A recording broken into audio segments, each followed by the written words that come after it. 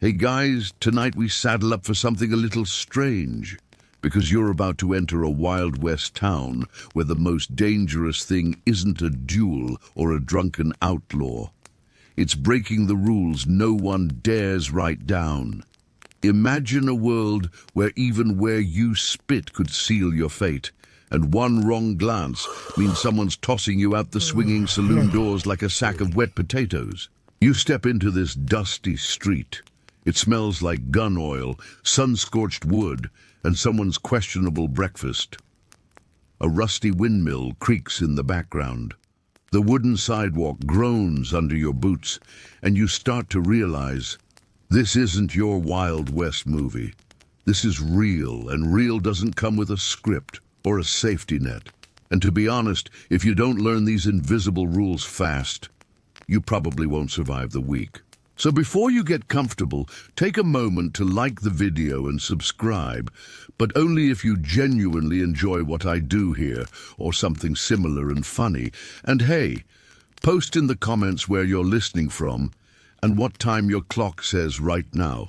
Midnight in Texas, dawn in New Zealand, we've got room for all cowpokes here. Now dim the lights, maybe turn on a fan for that soft background hum. And let's ease into tonight's journey together, or something similar and funny. You trudge down Main Street with a trail of reddish dust curling behind you like a lazy snake. On your left is the Saloon, its porch shaded and humming with quiet conversation. To your right, a row of shops, the general store, and beyond that, the undertakers. You know, just in case this goes south, Then it hits you. A sound, sharp, wet, and just a little too close. Someone spits, but not just anywhere. They do it in the bucket. A rusty tin spittoon sits at the corner of the porch like it's always been there. And everyone watches to make sure you saw it. Because that, friend, is rule number 1. Mind where you spit. You think it's a joke until old Lenny tells you about Shifty Pete, who hawked one right on the church stoop back in '76. Pete left town in a pine box with 2 teeth missing. Not from a fight either, from the preacher's wife, with a boot. Most Wild West towns had unspoken geography, places to walk, places to avoid. The right side of the boardwalk might belong to one ranching family, the left to another. Walk on the wrong side? You're either spoiling for a fight or too stupid to know better. Either way, folks stop talking when you pass. Some even shift their guns. And sidewalks, those weren't free for all either. In some towns, like Dodge or Tombstone, the sheriff's office always had the cleanest stoop. It wasn't out of civic pride. It was because anyone caught loitering or spitting too close got swept into the nearest jail cell, or worse, accidentally tripped into horse manure. Yes, it happened. And no, they weren't sorry. Here's where things get weirder. In certain dusty towns, there was a quiet agreement that women walked one direction down the sidewalk, men the other. It wasn't about chivalry. It was about avoiding misunderstandings. A lady walking toward a man might be mistaken for working if she didn't move aside quickly. One misunderstanding like that could end with 2 broken noses and a lot of whispered apologies. Historians still argue whether this gender-based sidewalk rule was more common in frontier towns or just a myth stirred up by dime novels. Some say it came from old Spanish colonial customs. Others think it was just plain paranoia wrapped in Victorian guilt. Whatever the origin, the rule stuck. And so did another one: you never spit where someone might step. Seems simple, right? But in towns where typhoid and cholera could kill you faster than a 6-shooter, spitting was borderline criminal. Some doctors even posted public notices warning that spittle could spread disease. And still, it happened. That's where the spit zones came in. Spittoons weren't just gross metal buckets. They were sacred territory. A badly aimed shot that hit the porch boards instead of the bucket could earn you a slap, a fine, or if you were really unlucky, a round of rotten eggs. In more than one town, there were contests to see who could hit the spittoon from the farthest distance. the record. Supposedly 12 feet from the Saloon bar, though some say that's more legend than lung power. But get this, in some more civilized towns, places with dreams of becoming cities, there were even posted signs banning public spitting. One from 1885 reads, "Spitting upon this walkway is a finable offence. Repeat offenders will be jailed." And the fine? A whole $1. That's about 30 cups of coffee in today's money. Which leads to the fringe tidbit of the evening. Certain undertakers actually kept track of spit-related injuries. No, seriously. One old record from Kansas lists slipped on spit, broke hip, expired, right there in the ledger. Which raises the question, did someone get buried with a toe tag that read slip and slide death by phlegm? You're still walking, and now you're hyper-aware of where your boots fall. The dust, the boards, the metal pings in the spittoon, each one a little performance of respect, because you're not just strolling, you're participating in a ritual, a dance of do's and don'ts. And every squint from a porch chair reminds you that here you're the outsider. One cowboy squints at you from beneath a battered hat. He doesn't say anything, just nods, barely. You nod back. Wrong kind of nod, and that could have gone badly. But tonight, luck's on your side. There's one last detail you notice before turning the corner. A kid, maybe 10 years old, walks straight down the middle of the road. No boardwalk, no fancy boots, just dust, bare feet, and a jug of water swinging at his side. You ask why. Someone mutters from a rocking chair, "That boy's daddy got spat on once, never walked the boards again." And just like that, you realize the most powerful rules aren't the ones written in ledgers or posted on wooden signs. They're the ones wrapped in habit, in shame, in memory. And once they're part of the town's bones, they don't go away. They just wait for someone to forget. You keep walking, a little slower now, boots landing carefully on the creaking planks. The town breathes with a quiet tension, as if the buildings themselves are holding in stories they'd rather not retell. And then you pass by the saloon, its doors swinging gently, its lanterns casting warped yellow halos on the dusty porch, and you see it. That chair. It sits at the end of a battered poker table just inside the saloon, empty, always empty. There's a layer of dust on its seat that nobody seems in a rush to wipe off. Every other chair is filled with boots and bravado, laughter and lies. But that one, it's like a ghost pulled it out just far enough to say you first. You ask the bartender, a wiry man with more wrinkles than hair, what's the deal with the chair? He doesn't answer. He just keeps polishing the same glass that's probably been cleaned since Tuesday. Then, without looking up, he says, "You sit there, you'd best have a will."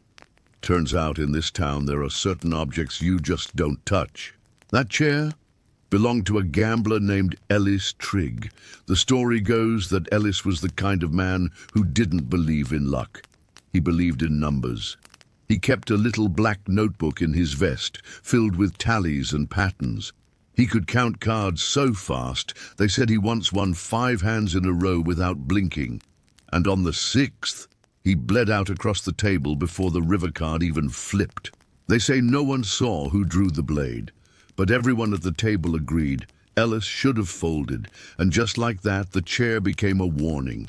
Sit there, and you're announcing you're smarter than the last guy, and no one's smarter than Ellis Trigg's ghost. Historians still argue whether these kinds of chair superstitions were truly widespread or just colorful folklore stirred up by bored bartenders.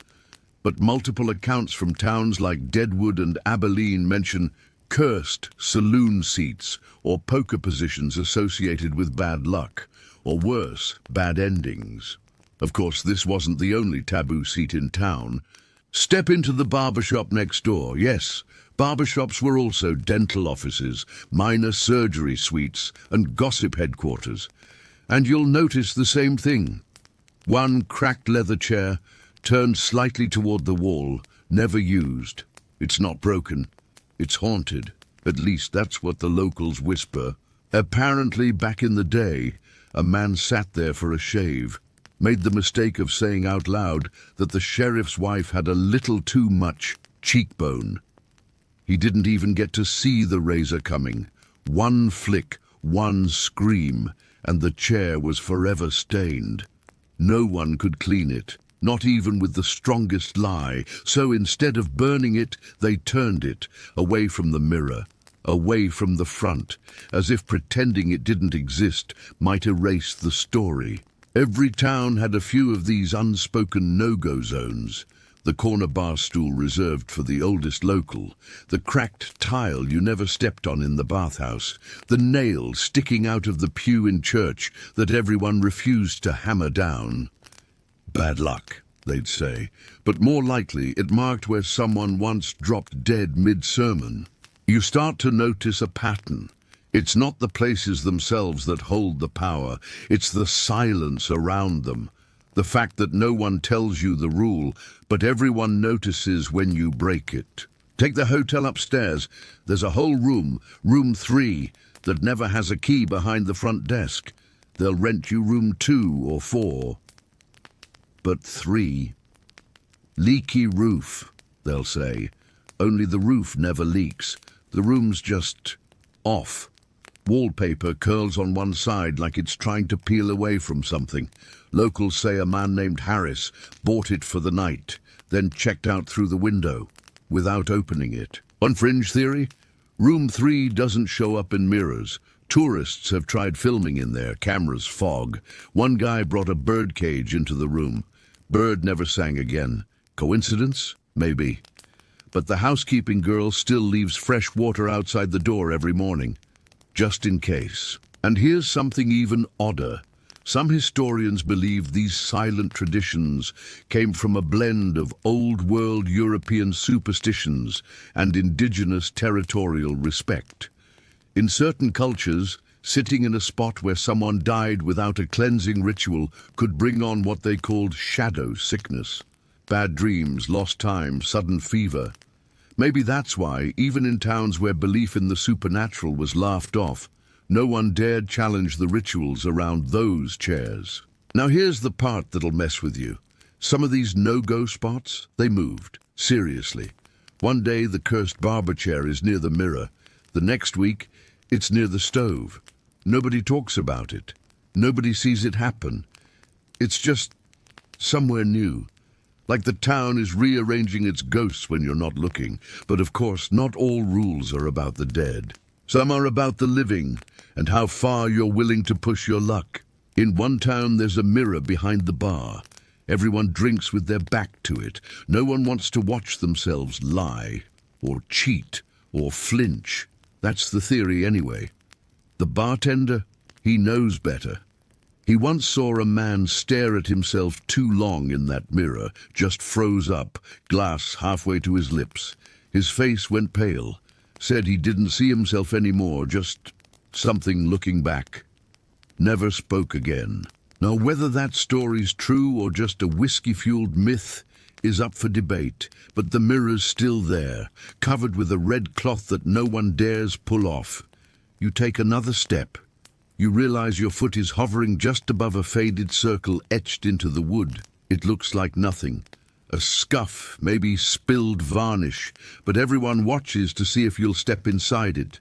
You don't, and silently every shoulder in the saloon relaxes. You're learning, slowly, the hard way, like everyone else who wandered in thinking it was just an old town with creaky boards and tall tales. But you're starting to see that this place isn't held together by nails or dust or time. It's held together by memory, and memory has a way of defending itself, especially when you sit where you shouldn't. The saloon doors swing behind you with a soft creak as you step back into the fading daylight.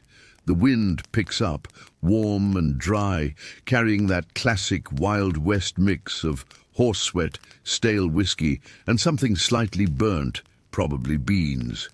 You walk past the old telegraph office and see them before you hear them. Two women in pressed dresses, bonnets tied tight, sitting on a bench outside the chapel. They're humming a hymn, sweet and slow, looks innocent, but the way they lean in close when someone walks by, the little flick of a fan or raised eyebrow, that's not piety, that's power. Because in every Wild West town, behind the grit and gritters, stood a quieter force, the ones who embroidered their gossip in church lace and sharpened their words like knives over Sunday pie. You guessed it, the church ladies. They knew everything, not just who was stepping out of whose house at sunrise, but whose cattle had mysteriously gone missing, which newcomer hadn't bathed in 6 days, and which deputy had the nerves of a chicken in a foxhole. Their network ran deeper than any sheriff's ledger, and when they whispered your name, that was your trial, sentence, and eulogy in one. One of them, let's call her Miss Opal, nods as you pass. It's not approval, it's cataloguing. She's filing your height, your limp, your level of sweat. Tomorrow, you'll be a topic over jam preserves. That new one, the one with the nervous boots? He blinked too much. Probably hiding something. And here's the twist, they were often right. Historians sometimes dismiss these women as harmless busybodies, but more recent scholarship reframes them as the town's informal intelligence agency. They maintained order not with badges, but with shame. They didn't need a gun. They had reputation, and that was deadlier. Still, if the church ladies were the social judges, the coffin makers were the quiet enforcers of reality. You pass his shop just a few doors down. The word undertaker etched above in peeling gold paint. A set of wooden doors stands slightly open.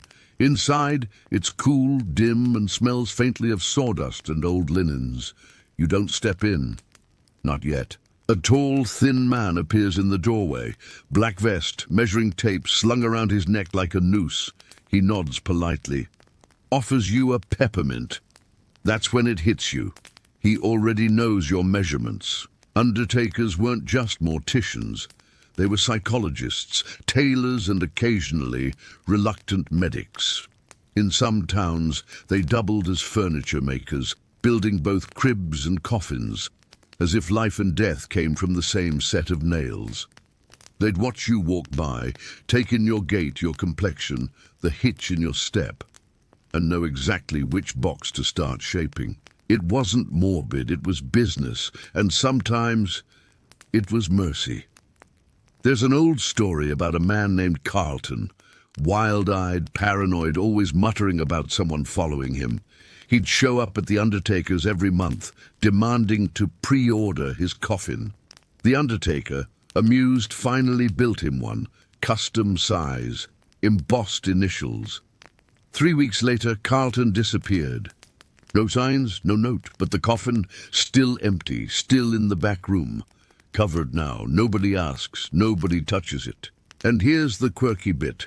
Some undertakers were known to carve hidden messages into the coffins, not for the dead, but for themselves. One was found years later with, "Told you he'd never make it to winter," scratched under the lid. Others, small prayers, or jokes. Morbid, yes, but after working with death long enough, even coffin makers needed something to laugh at. Now back to our church ladies for a second. You round the chapel and see a makeshift laundry line strung between 2 trees, bloomers, frilly aprons, and a single white sheet with what looks suspiciously like bloodstains. It's red jam. Probably, but you watch a woman fold it with gloved hands like she's handling a confession. Every action, every fold, every glance, it all means something. You're in a world where ritual is survival. You remember what someone said earlier on the porch. If the undertaker makes eye contact twice in 1 week, start writing letters home. Maybe they were joking, maybe not. That's the thing about these towns. Life and death weren't just events, they were neighbors. You might borrow sugar from one and end up in the other, and some towns took it further. One fringe custom involved a practice called laying the boots. If someone died violently, townsfolk would place the person's boots outside the undertaker's door, facing forward if it was murder, backward if it was suicide. Some claimed this helped direct the soul. Others say it was a way of warning the town what kind of death they were dealing with. Historians still argue whether this was purely symbolic or actually believed to affect the afterlife. There's one account from Arizona where a man's boots were reversed by accident, and supposedly his ghost still wanders with no sense of direction. You pass the town well, where women gather in the early morning with buckets and gossip. One dips her pail, glances at you, and murmurs something to the woman beside her. You smile. She doesn't. Just then a boy rides by on a small paint horse, not fast, not slow, but the exact right pace to show he knows how. That's another rule.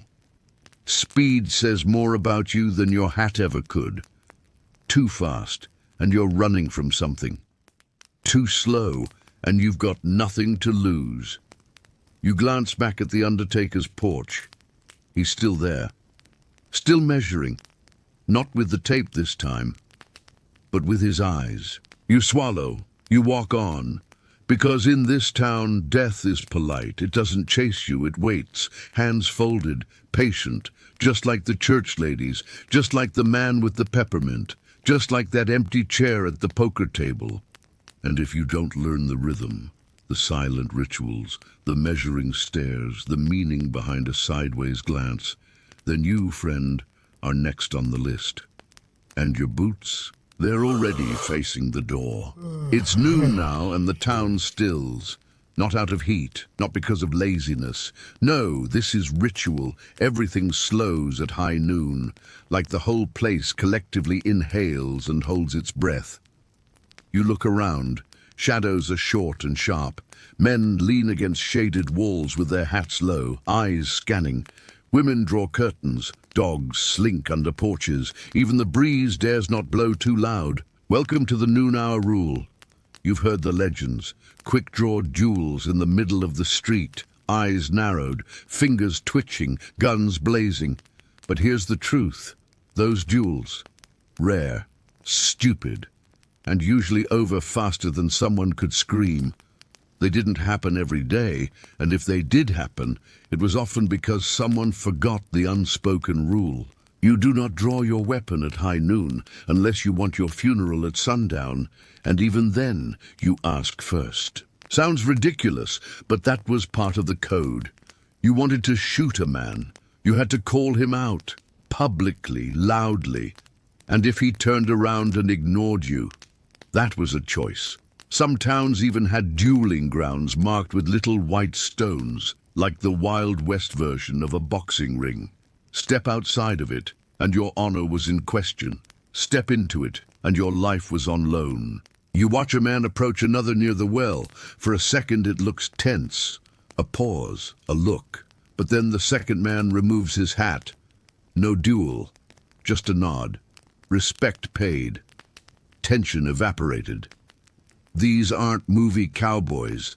These are men who've seen the inside of a casket, if not from the inside, then close enough to smell the pine. Historians still argue whether the formalized duel etiquette of towns like Virginia City or El Paso was enforced by law or just sheer mutual fear.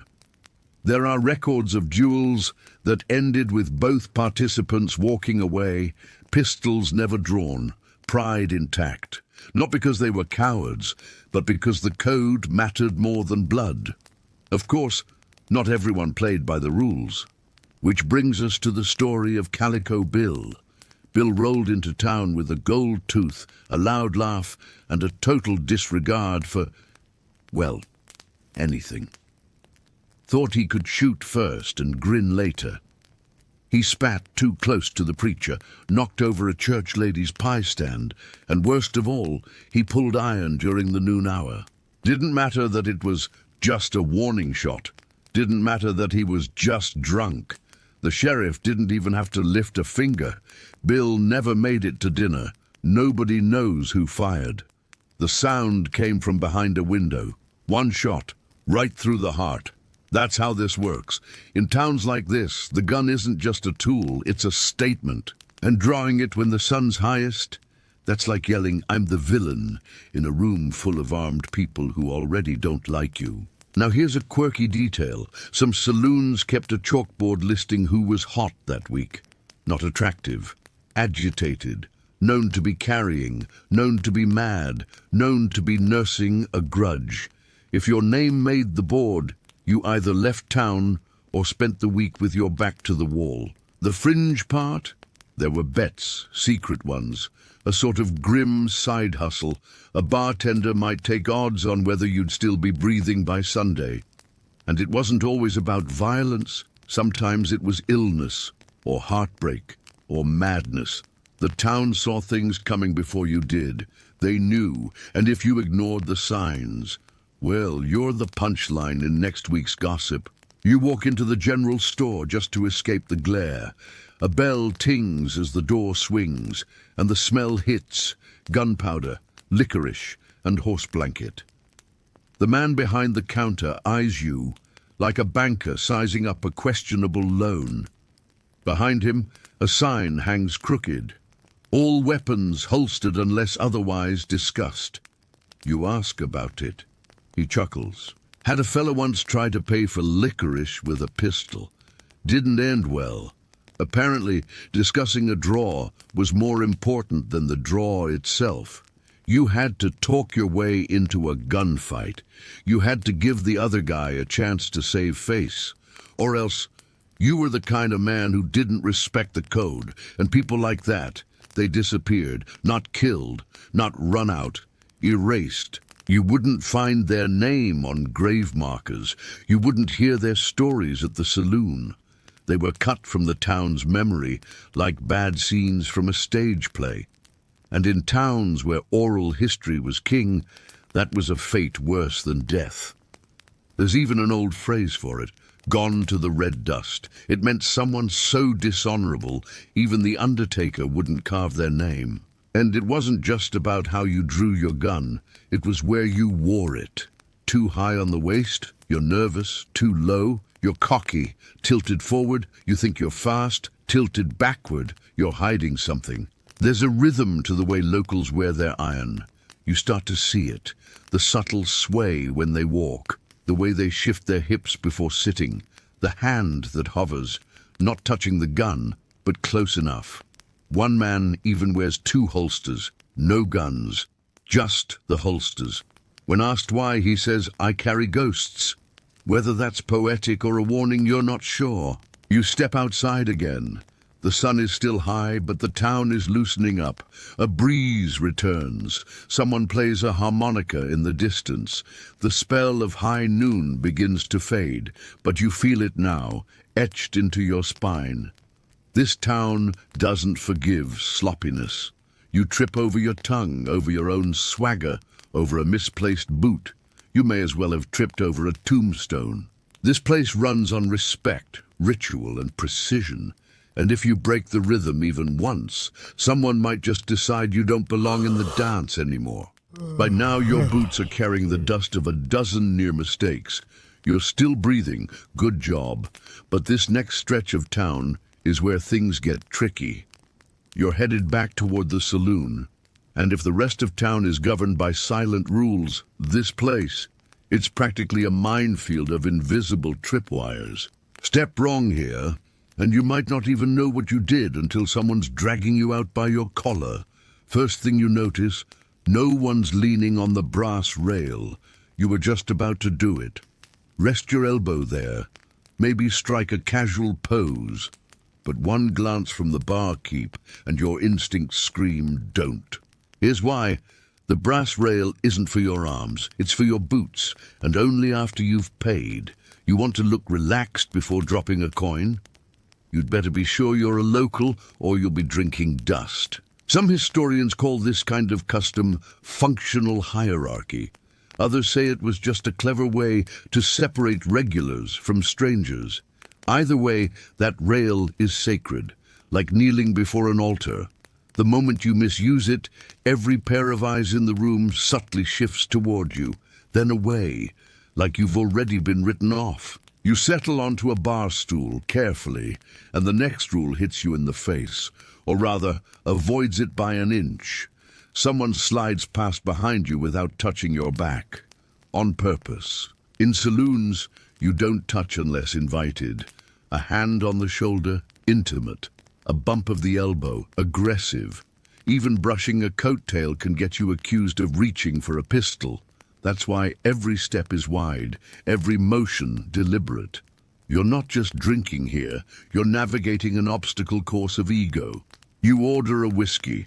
The bartender doesn't ask for your name. He doesn't care. He only cares that you place the coin on the bar, not the counter edge. Why?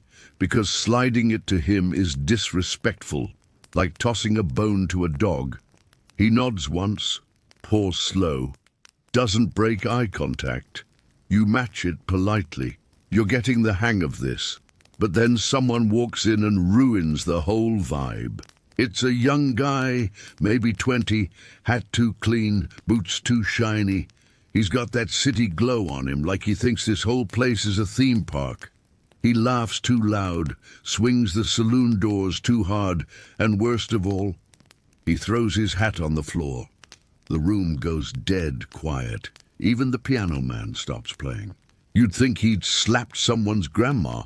But in here, that hat might as well be holy. In many towns, throwing your hat to the floor was a challenge to everyone.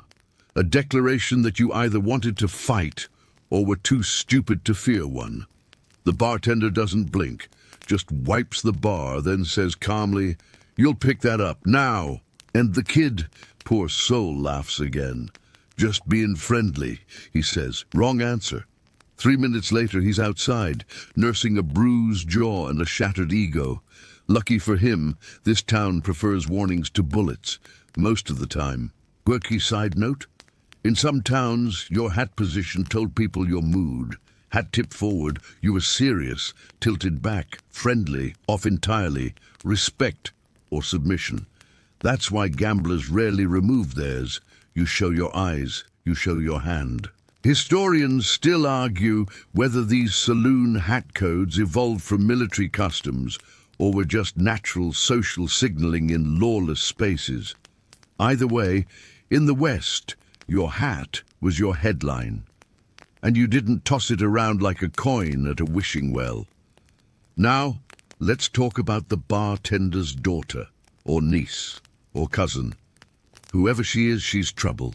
You see her collecting empty glasses. She's young, pretty, knows how to look without looking. And here's the rule. You don't. Not like that. Not for too long. Because someone in the saloon sees her as his. Whether she agrees or not, that doesn't matter. And when a stranger shows interest, things get complicated fast. There's a reason they say don't fish in the bartender's pond. One traveler made that mistake in a town near Bisbee, bought the girl a flower. Sweet gesture. Next morning, he found a rattlesnake in his boot, alive and cranky.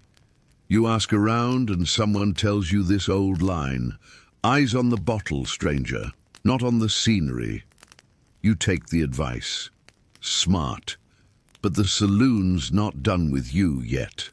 Because there's one more rule, one more quiet, sacred law that everyone knows. If a man drops his drink, don't laugh, don't smile, don't even breathe too loudly, because that might have been his last coin, or the first drink he's had since burying someone, or maybe his hand just trembled, and he's hoping no one noticed. Mock him, and he might feel he has nothing left to lose. And in a room full of armed, pride-bruised men, that's the spark that lights the powder keg. One bartender swears he watched 2 grown men duel over spilled beer. The drink wasn't even theirs. They just couldn't agree on who should have caught it. Weird? Maybe. But in a saloon, pride flows thicker than whiskey. You finish your own drink, leave the coin, and slide off the stool without scraping it against the wood. That part matters too. You nod to the barkeep. Not too deep, not too friendly. Just enough. He nods back. You made it out. The doors creak behind you again, and the light seems brighter, the wind cooler, like the town is rewarding you for surviving that maze of bar stools, boots, and broken egos.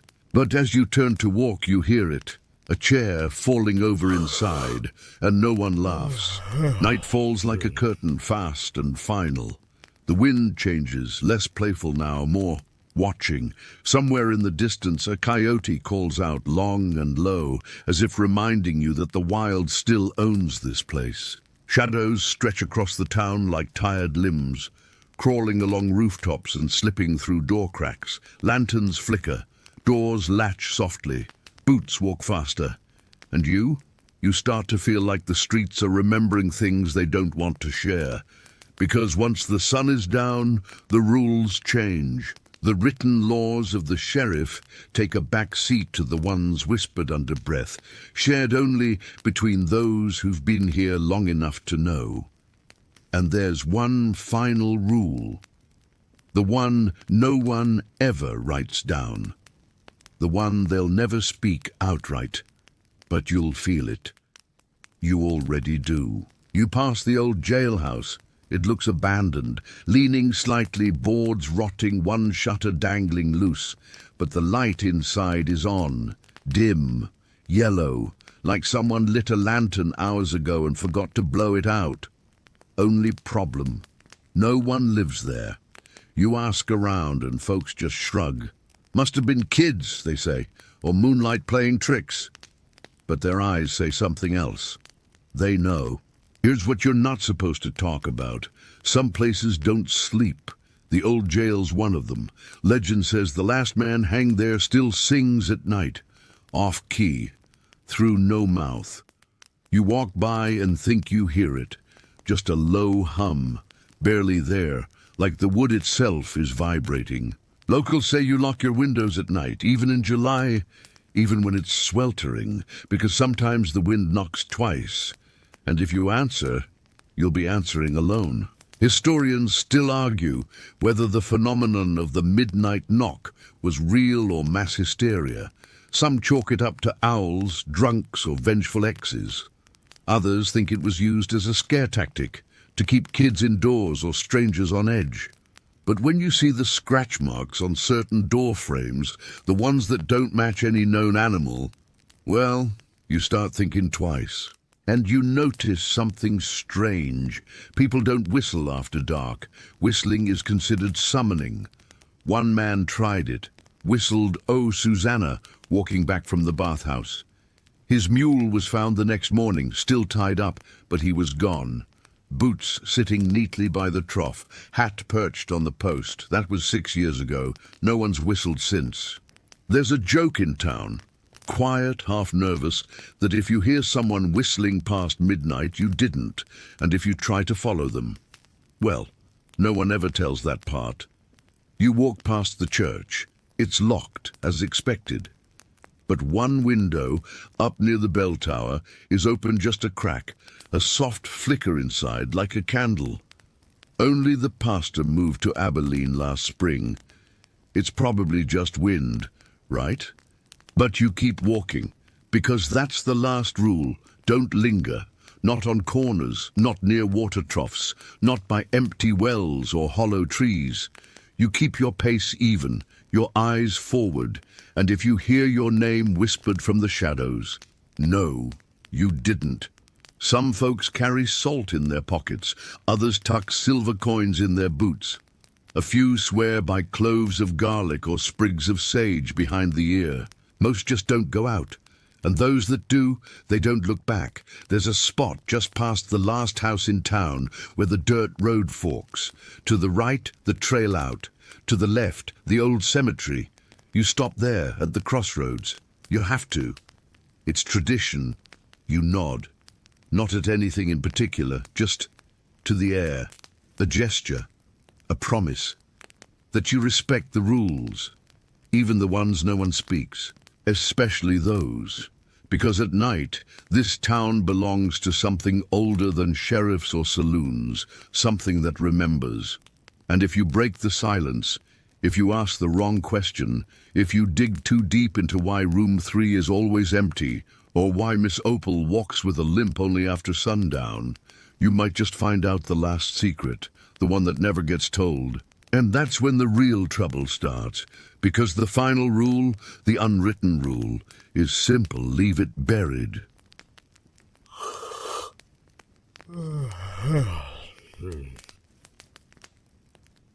Now we're stepping into the worn-out boots of someone you think you know, but trust me, you don't. The saloon girl.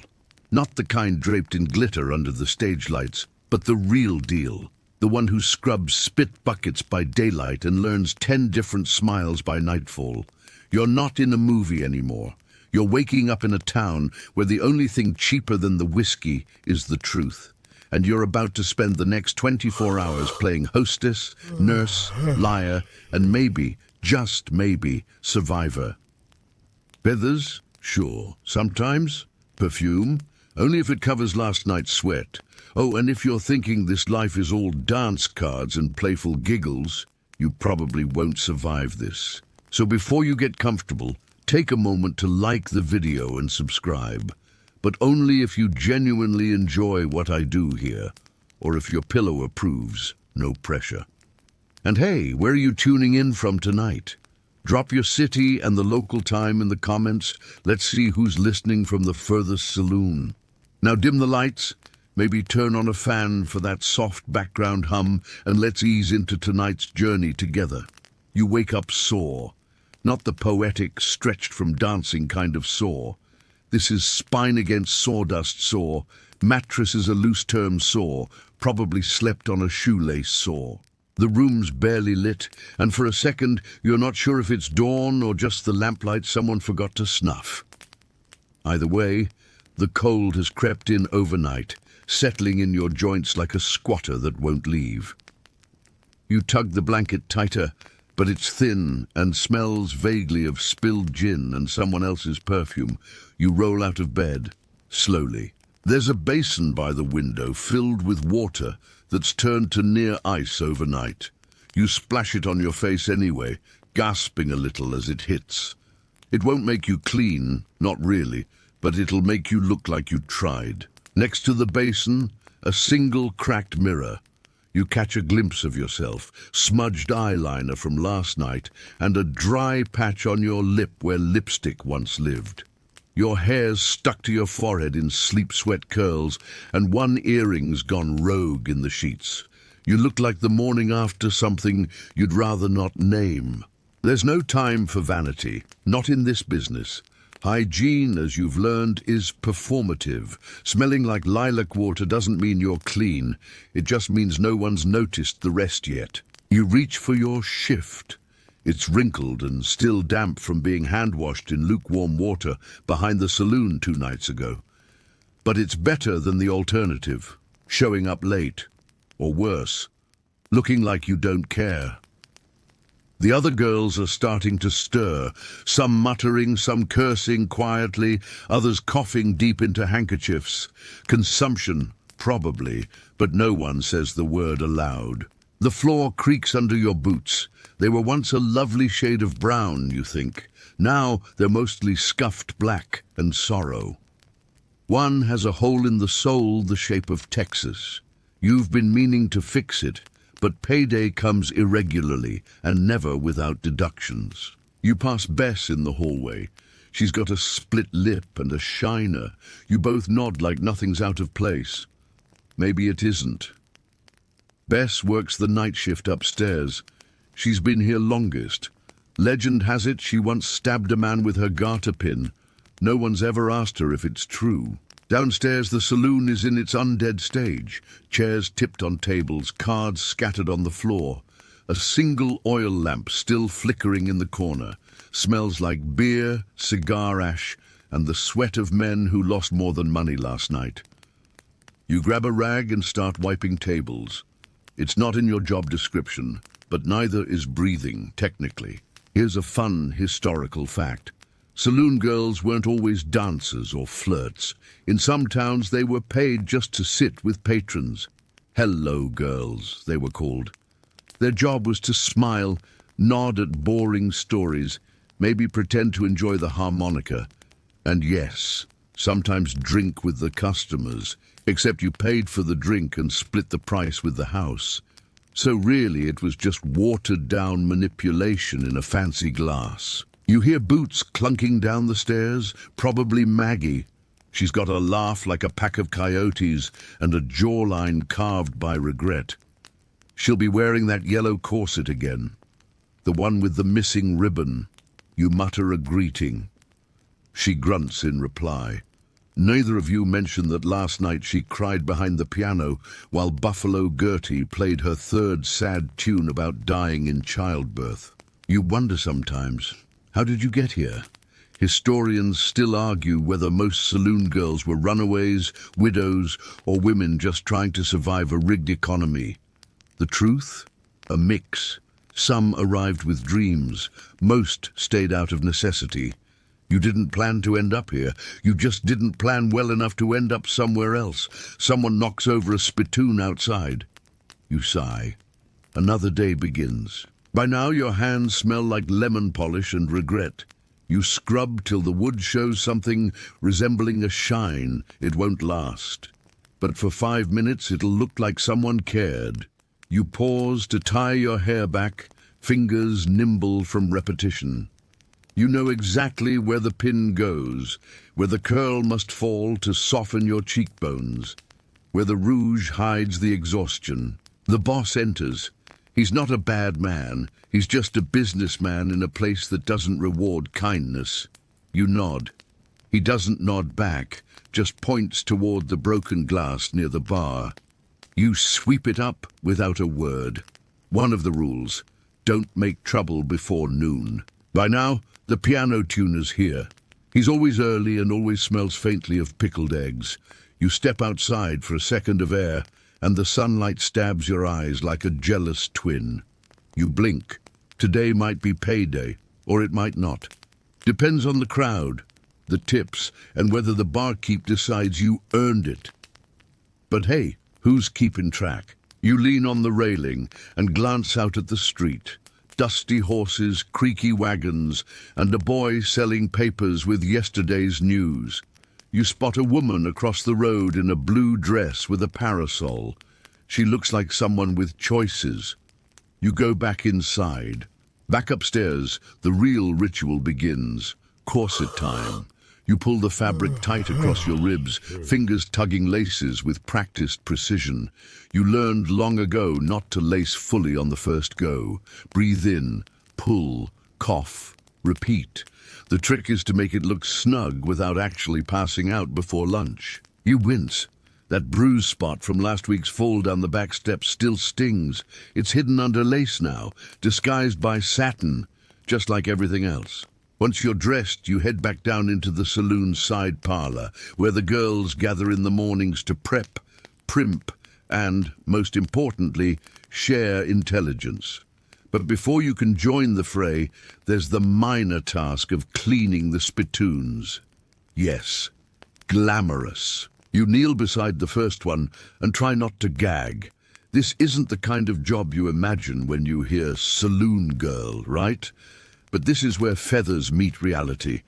You swish out tobacco sludge with last night's beer, rinse it once, maybe, and set it back beside the chairs like a silver accessory in a parlor that never quite smells right. Across the room, a few girls argue softly about whose turn it is to clean the privy out back.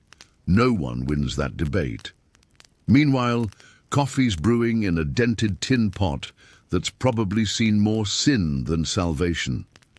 You pour yourself half a cup, swirl it once, and sip.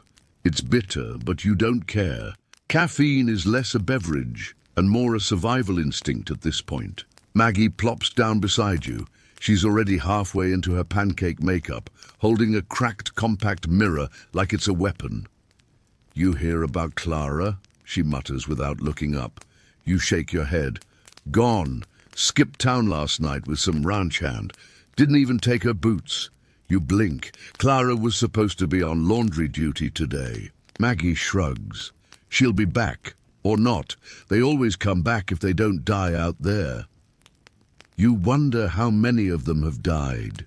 You've heard stories, desert bodies, creek drownings, one girl even smothered in her own bustle. Historians still argue whether most of these tales were true or just cautionary folklore told to keep girls in line. Either way, they stick in your mind like cactus barbs. The saloon starts to creak with life. The bar keeps wiping glasses, the cook bangs around behind the kitchen wall, and outside, the day rolls forward whether you're ready or not. You finish your coffee and wipe your mouth with the back of your hand. No time for napkins, no such thing as napkins here. You head to the wardrobe where the costumes are kept. That's what they are, really, costumes, not clothes. One for poker nights, one for piano sing-alongs, one for pretending to be from Paris, even though you've never left the county. Today you go with the red one. The hem's frayed and there's a suspicious stain on the back, but it's better than the green one, which smells like cat pee and desperation. You pull it over your head and smooth it down. Not bad. You look almost fresh. Back in the parlor, the gossip's shifted to someone's missing necklace. "I swear," Bess is saying, "if I find out who took it, I'll stick her comb down her throat." Bess doesn't bluff. You check your own meager stash. Comb, powder tin, one small coin, everything's still there. You tuck it all into your boot, just in case. Someone starts humming a tune by the window. It's soft and almost pretty, until the dog outside starts barking and ruins the moment. You smile to yourself.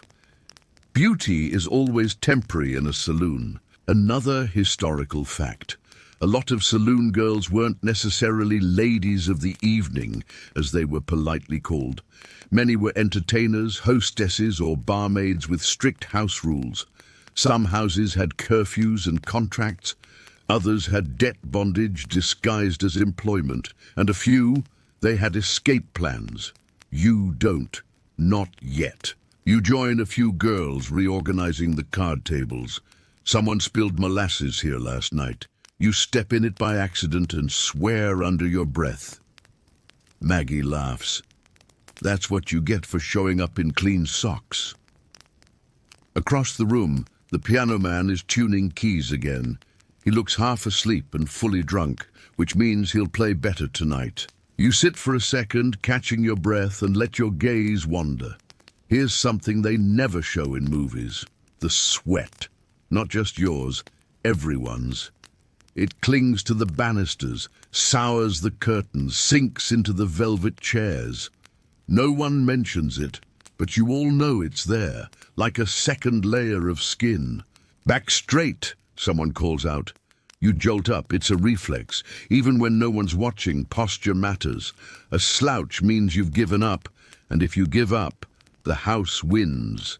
Someone asks if it's true that Lillian used to be a schoolteacher. She snorts. "I used to be a lot of things." The girls laugh. The joke's not funny, but it's true enough. You grab a brush and start combing your hair. It pulls a little too hard at the knots, but you keep going. Presentation is key. The better you look, the more tips. The more tips, the less likely you are to get thrown out when rent's due. Suddenly the front door creaks open. Bright daylight slices through the dust, and everyone freezes for a split second. Then relaxes. Just the sheriff. He nods once, his hat casting a shadow over his face. "Morning, ladies," he says, not waiting for a reply. You don't like him. No one does. But you still smile. That's the rule. As you walk past the bar, you pass the wanted poster tacked to the side wall. The face looks familiar. It always does. You wonder if it's because these men look alike, or because you keep forgetting their names on purpose. There's a new girl polishing glasses. She's got a ribbon in her hair and hope in her eyes. You look away. You head to the back to grab extra towels for tonight. The hallway's dim, lit only by the cracked glass ceiling above. Someone's humming again. You're not sure if it's the same tune or a different girl. Doesn't matter. It'll fade soon. You peek in the mirror again. Not bad. You don't look exhausted, just mildly haunted. That's progress. Someone calls your name. Time to get back to the floor.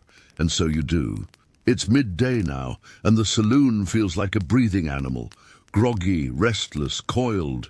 You can feel it in your ribs. This is the in-between hour, the time before the real drinkers arrive, and before the piano starts playing songs everyone pretends to like.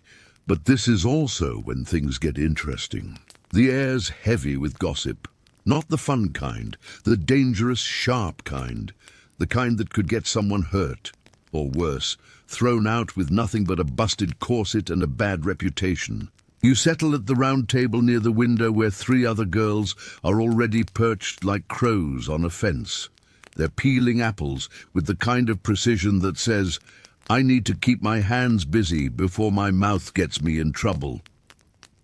"That banker fella?" whispers Junie, low enough that even the dust motes won't carry it. "He's been seen 3 nights this week and not with the same girl." Maggie raises an eyebrow. "His wife, no. His wives might," Junie snaps back, and the table cracks up, quietly of course. Laughter here lives behind hands, behind fans, behind veils. You play along, but your mind's elsewhere. You saw the banker too. And the look he gave Bess on Tuesday wasn't playful. It was like he was studying her, like he already knew something she didn't want him to. Gossip here is currency, better than gold. Gold gets stolen. Gossip circulates. A good rumor can buy you safety for a week. A bad one can gut you in a day. One fringe theory floating around town, that some girls intentionally start rumors about themselves to test loyalty, to smoke out spies, or to distract from something real. Historians still argue whether this was a common survival strategy or just the kind of drama bored girls stirred up for attention. But down here, every word counts. You nod toward Mary Lou, who's braiding her hair and frowning. "She in on it?" you ask quietly. Junie shrugs. "If she is, she's smarter than she looks." You glance over again. Mary Lou catches your eye and holds it a second too long, then smiles. A tight, knowing kind of smile. You don't smile back. Later, you're helping rearrange the chairs when 2 cowhands stumble in, laughing loud and half sober. They ignore the boss's glare and drop into seats like they own the place. You flash your smile, the safe one, not too friendly, just enough to say, "Yes, I see you. No, I don't care." "Evening, darlin'," one slurs. It's not evening yet, but who's arguing? "What's your name again?" You give him your fake one, always do, even though he's asked 5 times this week. He laughs like he's just discovered gold. "That's a pretty name. Bet your mama gave it to you." You doubt your mama gave you anything except her cheekbones and a tendency to overstay. He reaches out to grab your wrist, and you dance back with a practiced little spin, laughing. It's all performance. You learn the moves fast. Don't flinch. Flinching makes them bold. Don't scowl. Scowling makes them angry. Smile, redirect, exit. Always be near a wall or a table or another girl. There's a whole choreography here.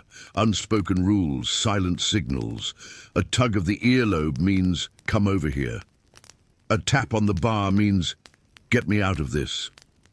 A spilled drink can mean a dozen things depending on where it lands. And behind all that, the whisper network, like the one that just told you Sheriff Emery is asking questions about Clara, the one who disappeared last night without boots. You already know what questions he's asking, you just don't know if you should answer. You excuse yourself from the table and head toward the back, where the storage room smells like soap, sawdust, and secrets. Bess is there, pretending to count linens. "She tell you anything?" you ask. Bess shakes her head. Not a word, but she looked nervous yesterday, like she knew someone was coming. "Someone from here?" Bess shrugs. "Does it matter?" You think about that for a second. The truth is, you've all been nervous at one point. You've all looked over your shoulder, and you've all kept secrets that could burn the place down if anyone ever dragged them into the light. Like the real reason Maggie doesn't drink anything from the kitchen, or the fact that Junie carries a knife hidden in her corset, just above the ribs, or you, well, You still sleep with your boots on some nights. Just in case, you walk back out, adjusting your skirt. The sun's shifted through the window now, casting long stripes across the floorboards. Everything looks stretched out and uncertain. Then you hear it. A soft cough from the stairwell. You glance over and see the new girl, huddled in shadow. Her ribbons come loose, and she looks like she's about to cry. You walk over, slowly. You okay? She nods, but it's the kind of nod that says no. First week's the worst, you say, leaning against the wall. You learn what you need to know, fast. I didn't think it'd be like this. No one does. She bites her lip. Are the stories true about the girls who vanish? You pause. All stories are a little true, you say softly. It's the part people don't tell that matters more. She sniffles, nods again. You hand her your kerchief and walk away before she can ask anything else. Back in the parlor, the piano man starts warming up. It's a broken, hopeful sound, like something trying to remember how to be beautiful. You take a breath and square your shoulders. Soon the crowd will be louder, the smiles will get wider, the tricks sharper, and your boots will ache. But for now, you sit by the window and watch the town drift past. Drunks, widows, dreamers, schemers, all of them walking in their own silent storm. You wonder which of them will end up in tonight's gossip, and which ones will leave no story at all. The sun dips lower now, bleeding gold across the town's warped rooftops. Inside the saloon, that means one thing. It's time to become someone else. You adjust your neckline and straighten the beaded fringe on your sleeves. You've gone through the checklist already. Rouge applied, lips painted, curls pinned just right. But it's not about vanity. It's camouflage. By twilight, you're no longer you. You're the version of you people pay to believe in. The one who smiles on cue, who clinks glasses with strangers, who laughs at jokes that sting on the inside. The one who can charm a whole table and still keep track of every exit. And tonight's poker night. The tables are set, the lamps trimmed, and the scent of smoke is already curling through the air like a warning. The regulars shuffle in first. Old boots, loud voices, hands that smell like gun oil and sweat. You recognize them all. You know who tips, who lies, who cheats, and who watches more than he talks. You take your usual spot near the second table, the one by the mirror. You like it there. It lets you watch without seeming to.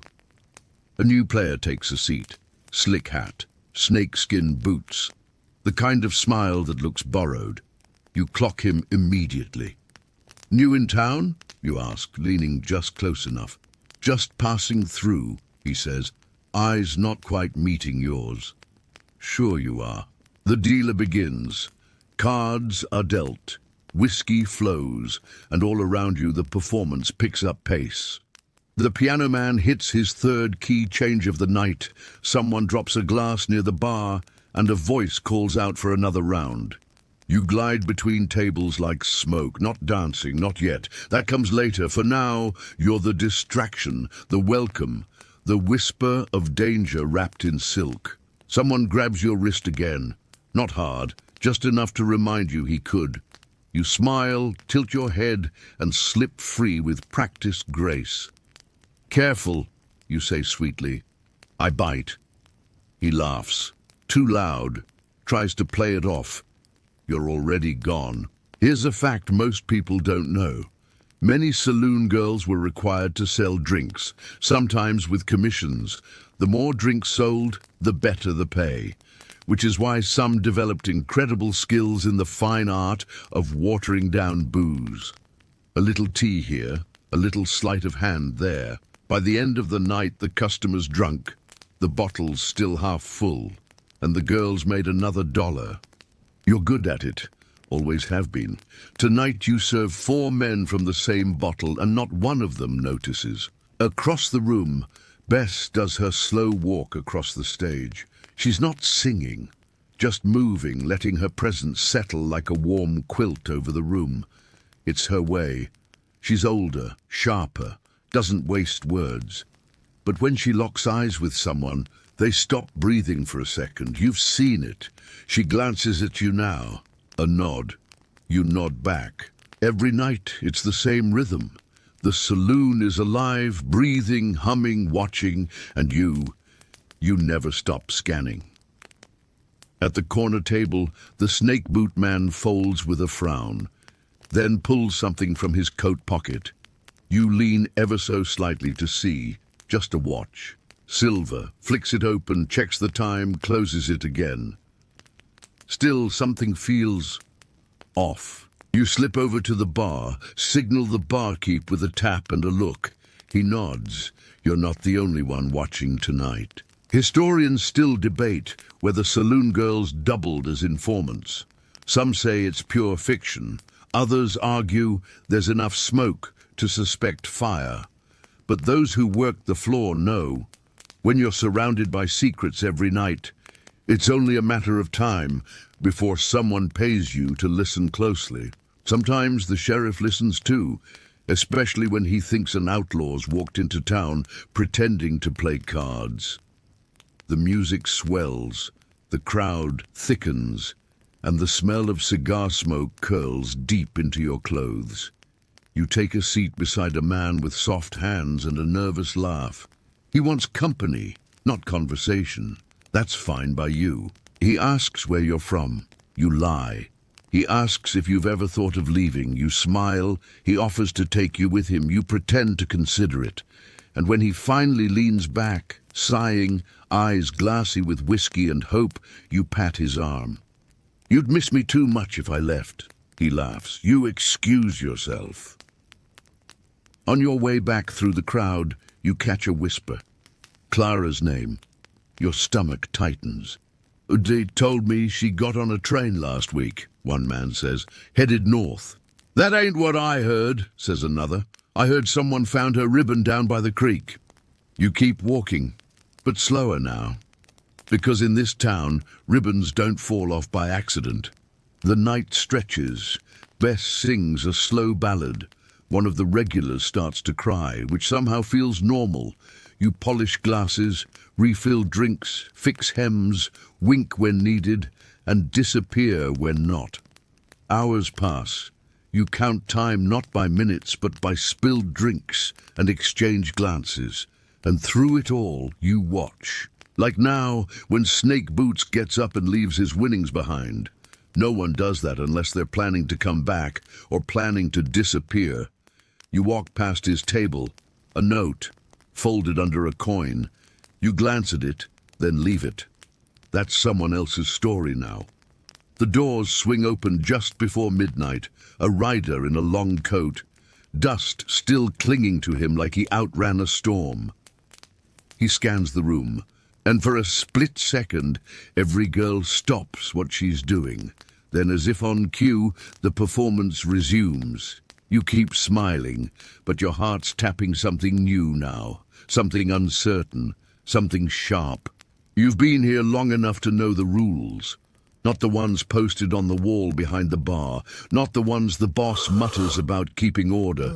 No, the real rules, the ones no one writes down because if you have to ask, you're already in danger. You learned them fast.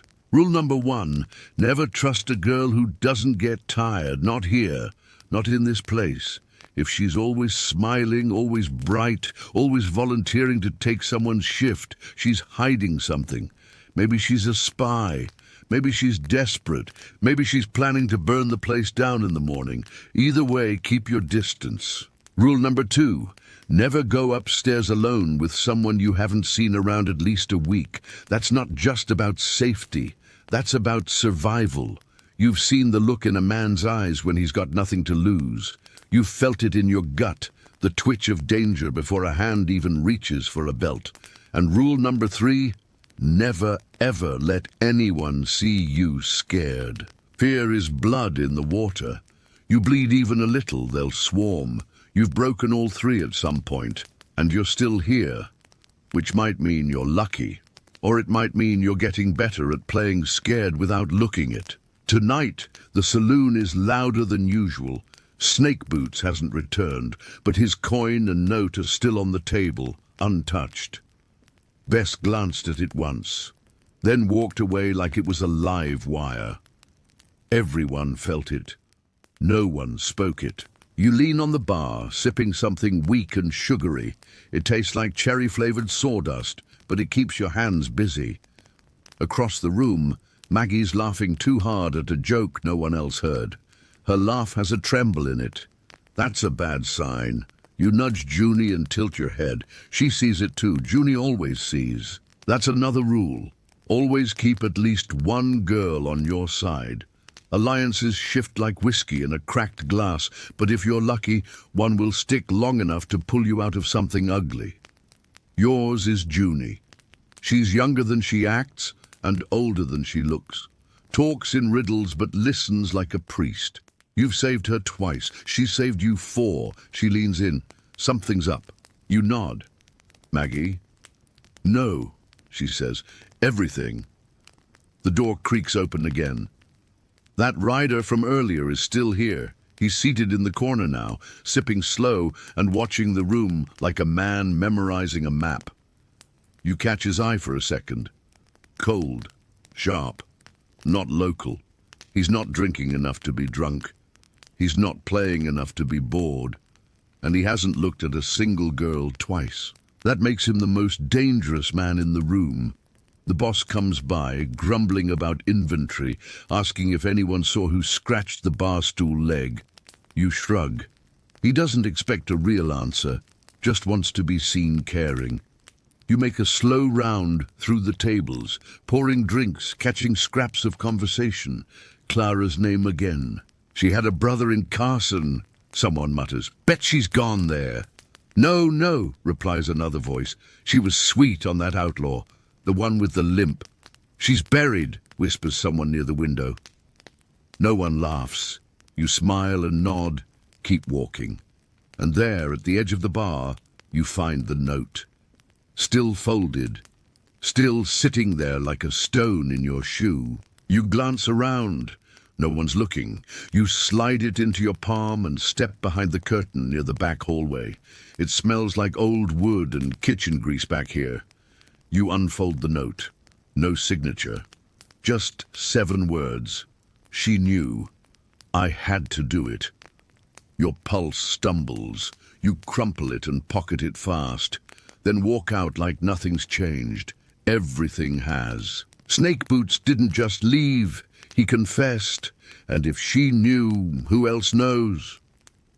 You step outside into the alley behind the saloon. The air is cooler now. Crickets chirp in the distance. You lean against the wall and close your eyes. This is why you keep secrets. Because sometimes the truth has blood on it. You remember another rule. One you don't say out loud. If someone disappears, don't ask where they went. Ask who's pretending they never existed. The door behind you creaks open. It's Junie. She leans beside you. Doesn't say a word for a while. Finally, you read it? You nod. She was pregnant, Junie says quietly. You look over. She told me 2 nights ago, didn't say who, just said she couldn't stay here anymore. You exhale. Slow. What do we do? You ask. Junie shrugs. What we always do. Keep breathing, keep dancing, keep smiling. And if he comes back, he won't. Her voice doesn't shake. That's how you know she's scared. You both go back inside. The saloon hums on, as if nothing's wrong, and maybe nothing is. If you believe hard enough, you slip into your role again, laugh when you must, nod when expected. But the weight in your pocket feels heavier with every hour. Later, when the last piano note fades and the last drunk stumbles out into the dirt, you're still behind the bar, wiping the same glass for the 10th time. The mirror shows you what you need to see, a girl who looks tired but not broken. A girl who has rules and follows them most of the time. You glance at the coin still sitting on Snake Boots' table. No one's claimed it, no one ever will. You leave it there. Some things are better left unclaimed. The night drags like a wet coat. The saloon is quieter now, just the creaks of floorboards settling, the faint clink of glassware being stacked, and the occasional deep sigh from one of the girls already half asleep in her chair. You're still on your feet. You always are. Your boots ache, your ribs are sore from the corset, and your face feels stiff from too many forced smiles. But you can't stop yet. The final rule? You don't rest until the house says you can, and even then, you don't really rest. You sit at the corner table and let your bones loosen just a little. Your hair's fallen loose, framing your face in tired curls. You don't bother fixing it. Not now. There's no one left to impress. Just you and the quiet. Bess walks past and pats your shoulder once. Nothing more. That's as close to affection as this place allows. You nod. It's enough. Maggie's curled up on the floor near the stove. Her boots are off. That's rare. You hope it means she'll sleep through the night. You hope she doesn't dream. Junie's by the window, arms crossed, staring into the dark. Her face is unreadable. You know the weight she's carrying now. She's holding Clara's secret with both hands, afraid it'll slip and cut someone else. You'd offer comfort, but comfort is a luxury. You offer silence instead. Out back the wind picks up, a shutter bangs once and then settles. Somewhere in the distance a dog barks, then stops too quickly. The air is thick, like the whole town's holding its breath. You finally get up and head toward your room, feet dragging, skirts swaying low. You pause by the table with the coin and the note, still untouched. You leave the coin, but this time you take the note with you. You can't explain why, just that something in your chest tells you it shouldn't stay here. In your room, you light the lamp low.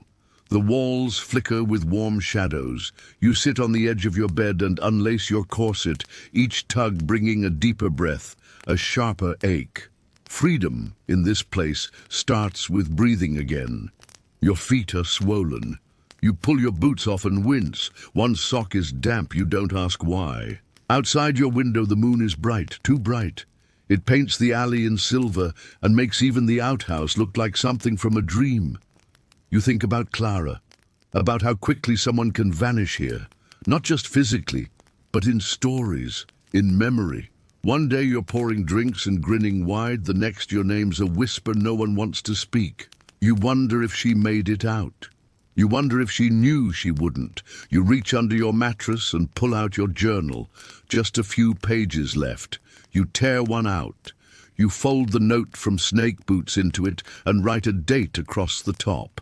You don't sign your name, just in case. The oil lamp sputters. You turn it low. Your eyes are burning, not from tears, from dust, from smoke, from the weight of everything that didn't get said today. Lying down feels strange, like your body forgot how to be horizontal. The sheets are rough, the pillow too thin, but sleep is sleep, and you've earned it. Just before you drift off, your brain latches onto one final thought. You don't get out of here by being brave. You get out of here by being quiet, fast, and lucky. You've got 2 out of 3. The moon slips behind a cloud. The night holds steady. And finally, you let go. Wind down. 300 words. The sounds fade now. The laughter, the clinking glasses, the heavy boots on creaking stairs. You're left with only the soft breath of the wind through cracked shutters and the rhythmic heartbeat of a world finally grown still. Your limbs grow heavy, sinking deeper into the worn mattress. The aches from the day blur into something distant, as if your body has stepped just a little outside of time. The pillow cradles your head with a worn tenderness, and for the first time all day, you feel safe enough to close your eyes without thinking of who's watching. Let your mind drift slowly now, across those wooden floorboards and out into the street where lanterns flicker low and the dust settles. Every doorway is quiet. Every whisper has gone to sleep. And even the piano, once so loud, holds its breath in the dark. Let yourself imagine a world where the rules don't apply, where no one is watching, where the only thing left to do is rest. You are not in a saloon anymore. You are somewhere soft, somewhere quiet, somewhere far from sharp glances and spilled whiskey. Breathe in, breathe out. And if you're still holding any part of today, let it go now. You've made it through. Tomorrow can wait. Tonight belongs to your stillness. And in this final hush, in this deep and fading calm, sleep comes for you gently and stays. Now we step off the dusty, horse-trampled path of typical cowboy tales and into a world you've probably never imagined. One where the tumbleweeds roll past a saloon that serves warm tea, the sheriff's badge is pinned to a corseted blouse, and shootouts are as rare as a quiet toddler. You're standing in the middle of a frontier town, but something's off. The streets are spotless, the post office runs on time, and no one's yelling in the street about poker debts. In fact, someone just politely offered you pie. This isn't the Wild West you've seen in movies. This is what might have happened if the American frontier had been run by women from the beginning. Matriarchs in buckskin, outlaws with knitting needles, and town meetings that feel more like book clubs with strict agendas. But don't be fooled by the lace doilies and lavender sachets. These women run a tight ship, and if you think you're going to swagger in and mansplain homesteading, well, you probably won't survive this. So before you get comfortable, take a moment to like the video and subscribe, but only if you genuinely enjoy what I do here. And hey, where are you tuning in from tonight? Drop your town and time below. Bonus points if you're in a robe. Now dim the lights, maybe turn on a fan for that soft background hum, and let's ease into tonight's journey together. You arrive in town just before noon. The sun hangs high, dust dances in the streets, and everything is eerily functional. The hitching posts are aligned. The horses are watered and fed. There's a posted schedule for when the bakery delivers fresh loaves, and you spot an elegantly written sign near the well, "Please don't spit, the children drink here." From the general store to the post office, everything hums with quiet purpose. You pass a blacksmith shop, run by a woman with soot-streaked cheeks and forearms like railroad ties, her hair tied back with a faded pink ribbon. She glances at you once, nods, and goes back to hammering iron into shape like it insulted her family. Town leadership, a council of 5 women. Not one of them overbearing, yet every single one terrifying in their own polite way. You hear they rotate chair duties weekly. Each woman gets a turn managing the town's affairs, from property disputes to food storage. And they don't carry guns, they carry clipboards. Heaven help you if you miss a meeting. They say this town was founded by a group of widows and unmarried women who'd had enough of waiting for men to come back with supplies. Instead, they built it all themselves, literally. Bricks, bylaws, and all. One building at a time. While other frontier towns were forming around saloons and rail depots, this one started with a kitchen garden and a communal sewing room. Instead of shootouts, they held vote-offs. Got a problem with your neighbor's fence? Write it up, submit it by Thursday, and it'll be heard at Saturday's council gathering. The fence gets measured, eyebrows get raised, a decision is made. All done without a single bullet, but don't think that makes it any less cutthroat. Mainstream history rarely mentions towns like these, but they weren't entirely fictional. There really were communities on the frontier run or significantly shaped by women. Take Nicodemus, Kansas, for instance. While not all female, women played a key role in shaping its community structure during westward expansion. And if you dig deep into historical newspapers, you'll find ads placed by women offering land, skills, or leadership, especially in boomtowns where men abandoned posts or died off from disease or dueling. Now don't get too comfortable. There's still grit beneath the lace.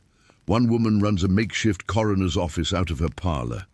You walk past as she's scrubbing her apron clean, muttering something about that foolish man and his dynamite fishing again. She looks up, smiles, and offers you a lemon biscuit. You politely decline. Fringe rumor says this town once had a male mayor. He tried to outlaw curfews and cancel the Tuesday Knitting Guild, claiming it was unproductive. By dawn the next day, he'd been reassigned to latrine duty for the foreseeable future. They called it mutual restructuring. Historians still argue whether these women-led settlements actually operated more efficiently, or if surviving records were simply better kept because, well, they had better penmanship and fewer bar brawls. What's not up for debate? The sheer volume of community-led initiatives. You can trace old letters and inventories showing that food was pooled, firewood was shared, and disputes were almost always resolved through mediation, unless, of course, someone insulted another's sourdough starter. That might require exile. Quirky detail. Instead of gun duels, some towns settled rivalries with bake-offs. No joke. You win the cherry pie contest, you keep the water rights. You lose, you deliver bread for 2 weeks and say nothing snarky about rhubarb ever again. And those bake-offs? Ruthless. Cinnamon sabotage wasn't unheard of. As you walk past the schoolhouse, you hear piano notes drifting through the open window. Children reciting the Gettysburg Address in between grammar drills. A teacher with a ruler sharp enough to slice cheese corrects someone's posture. You shudder and stand a little straighter. But don't be fooled into thinking this is some utopia. The pressure to conform here is intense. If your tablecloth isn't properly ironed before the potluck, you might find yourself assigned extra dish duty. Late to the quilting circle?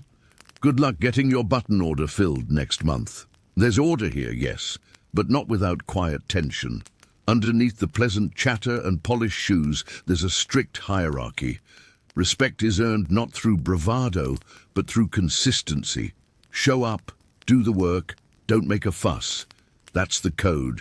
You're not sure you'll last the week. Still, as the sun sets and the warm gold light bathes the town square, you can't help but feel safe. Safer than you've ever felt in any dusty frontier story. No one's shouting. No one's drunk on the roof. Someone's setting out lanterns one by one along the walkway. There's even a chalkboard schedule for tomorrow's garden weeding shifts. You're on it. Obviously. By sunrise, you're already behind. Turns out in a town run by women, sleeping in is a scandal. You hear boots on the porch and look out to see a teenager, braid tighter than your self-esteem, pinning today's town rota on every door. You squint. Your name's there. Apparently you're on compost stirring duty. At least you're not assigned latrine repair. That spot goes to whoever spilled beans at last night's dinner about someone else's pie crust being a little dry. Law and order here doesn't mean quick draws or necktie parties. It means structure, predictability, and accountability that would make your old boss cry. The sheriff, a tall woman in her 50s named Mercy Caldwell, wears a tan riding skirt, carries no firearm, and walks like someone who's raised 7 kids and negotiated 4 peace treaties before breakfast. You find her mid-morning, standing outside the jail, which doubles as a sewing annex. She's got one hand on her hip and the other holding a basket of muffins. A man in the holding cell is folding laundry. He looks embarrassed. "What's his crime?" you ask. Mercy raises an eyebrow. "He spoke over someone 3 times. You're not sure whether to laugh or nod respectfully. You do both. Mercy doesn't react. Disputes in this town are handled with more paperwork than punishment. There's a form for everything. Complaint: noise during knitting. Violation: unlabeled jam. Incident: passive aggression during quilt display. Once submitted, a 3-person rotating tribunal meets after supper to review. There's always tea. There's sometimes tears. Historians still argue whether this kind of justice system could have scaled to the rowdier gold rush towns, or if it only worked because people here genuinely believed community was more important than dominance. Whatever the case, there's little evidence of recidivism in records from similar frontier experiments. When someone messed up, they didn't just serve time, they had to help build the new school porch. or teach spelling, or deliver soup to the elderly. Rehabilitation, but with aprons. And it wasn't all charm. You quickly learn that order is maintained not by fear, but by unshakable social expectation. You miss your shift at the dying barn, you get the look. You mock someone's gardening boots, your coffee ration suddenly gets halved. The women here don't need jails, they have gossip, and gossip in the right hands is more powerful than a six-shooter. You shadow Mercy through town as she performs her rounds. She stops to inspect the apothecary's ledger, asks about inventory, then double-checks that the windows are open for ventilation. Last time someone passed out from tonic fumes, it turned into a town-wide scandal, she mutters. You pass the saloon, but it's not what you expect. The swinging doors are pristine, and inside you hear soft piano, not shouting. The bar is stocked with lemonade, barley tea, and, for the bold, blackstrap molasses. The owner, Dorothea, wipes down the counter while explaining zoning ordinances to a man who clearly regrets asking. You want to build a new porch? You'll need to submit a diagram with north-facing shade calculations. His mustache droops as she speaks. Quirky tidbit? Every Friday night, there's a reenactment of what not to do in a courtroom. Local teens play the roles, reading aloud transcripts from actual town incidents. You attend one. It's a dramatic reading of the goose dispute of spring, involving a missing bird, a suspiciously fresh stew, and a heated debate about feather ownership. There's laughter, there's applause, and there's an educational pamphlet afterward titled Ethics of Shared Livestock. Back on the main road, you spot a small sign on the sheriff's office wall. Carved in walnut, it reads, "Peace is not the absence of noise, it's the management of it." You pause. That's surprisingly deep. You make a note to embroider it later. Despite the neatness and calm, there's an unshakable awareness here of how quickly things can fall apart. These women didn't create this town out of utopian dreams. They built it out of necessity, after loss, after abandonment, after watching too many others fail. It's a place where resilience wears perfume, where trauma gets folded into handkerchiefs and tucked into coat pockets, stitched over with care and lavender thread. One elder named Maud tells you over lunch, cold cornbread and pickled onions, by the way, that the first sheriff here was barely 22. Her husband had died in a stampede. She took over because no one else would. She didn't know how to shoot, Maud says, but she sure knew how to keep people in line, with spreadsheets. There's a quiet power in all of it, the unspoken code. You're not supposed to slam doors, not because it's rude, but because loud sounds startle babies. And babies are the town's shared responsibility.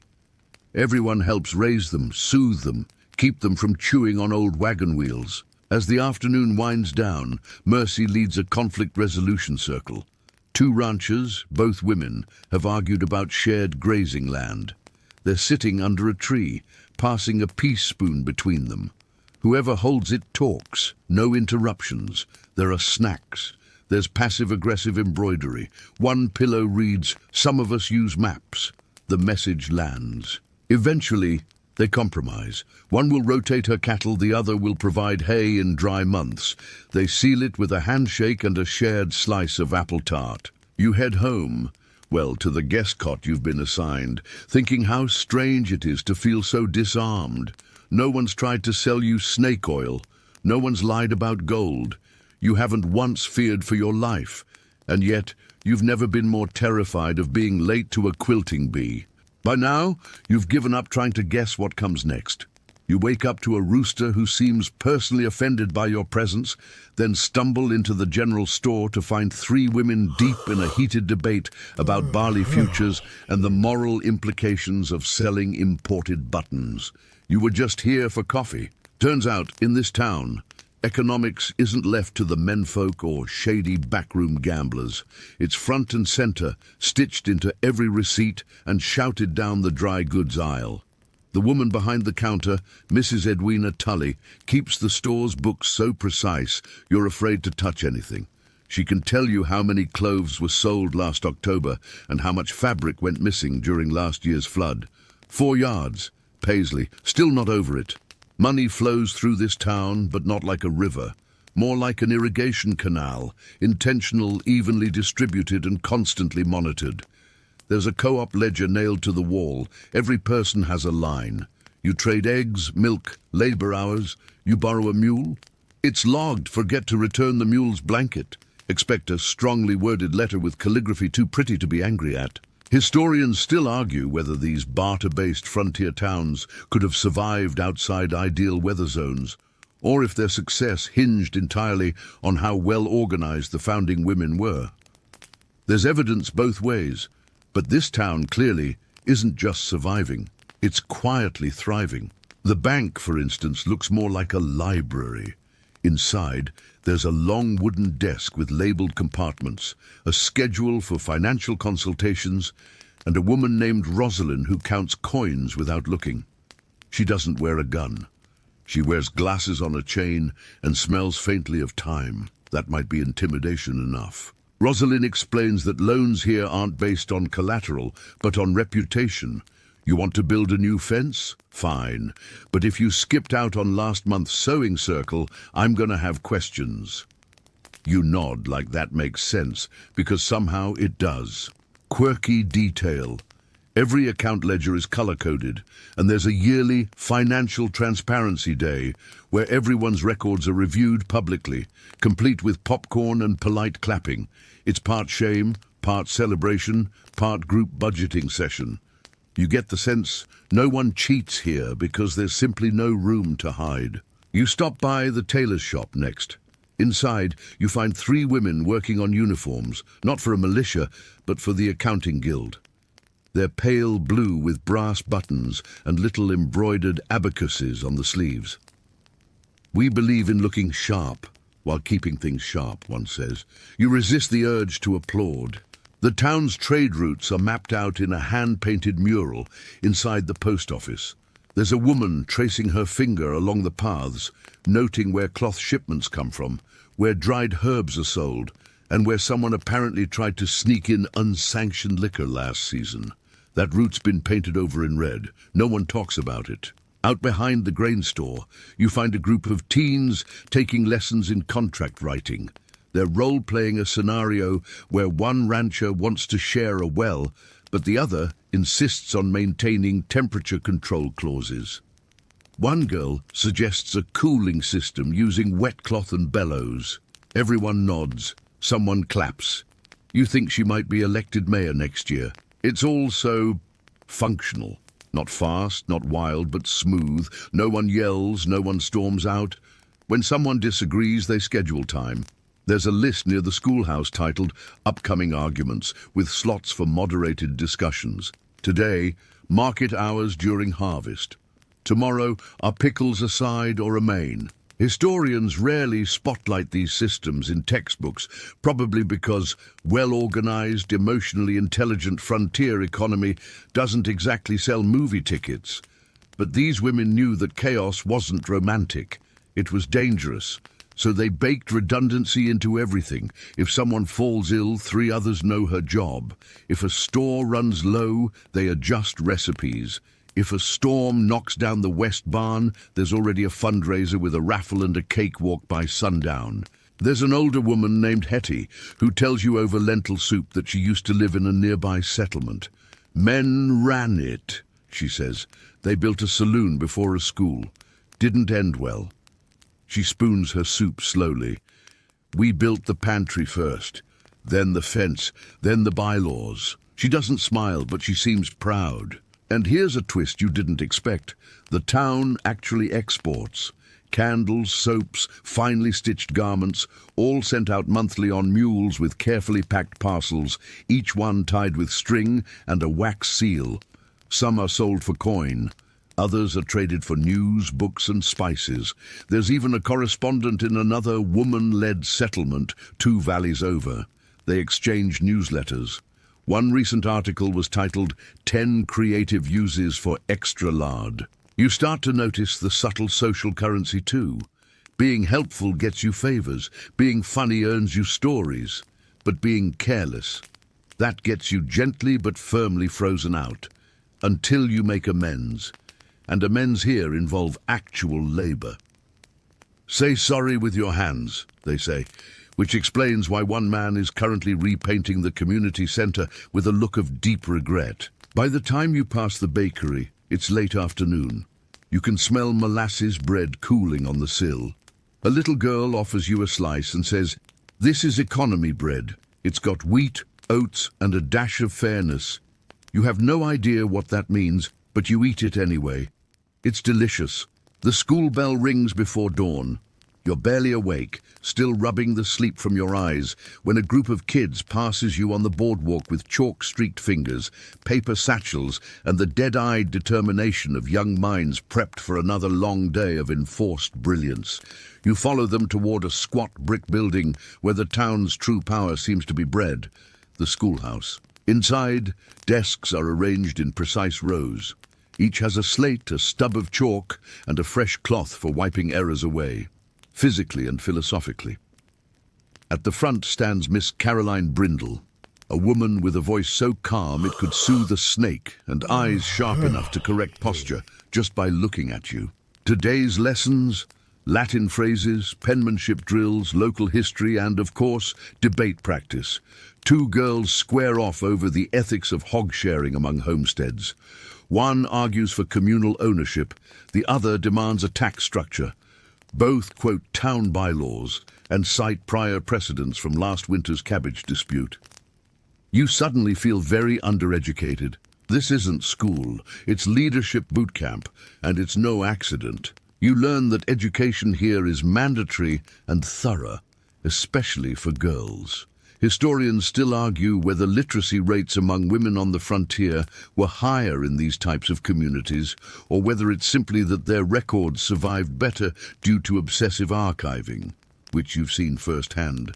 Someone here laminated a shopping list from 1874. But the outcome is hard to ignore. Every girl you meet knows how to balance a ledger, fire a stove, read a map, and argue case law. All before the age of 15. Boys, too, are expected to master household tasks and negotiation etiquette.